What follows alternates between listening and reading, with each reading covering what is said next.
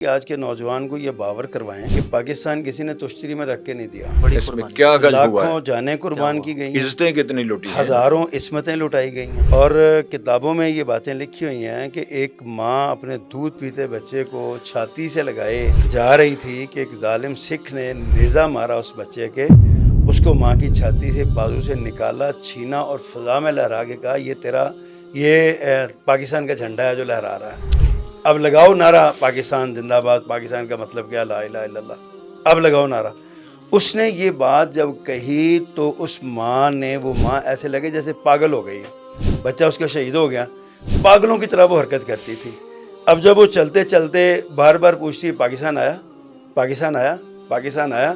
جیسے ہی کسی نے کہا کہ پاکستان کی سرحد آ گئی, ہم کراس کر کے سرزمین پاکستان میں داخل ہو گئے ہیں, تو وہ ماں, بوڑھی ماں سجدے میں گر گئی جو پاگل لگ رہی, اور روتے ہوئے آنسو بہاتے اس نے کہا تھا اللہ میرے بچے کی قربانی قبول کر لینا.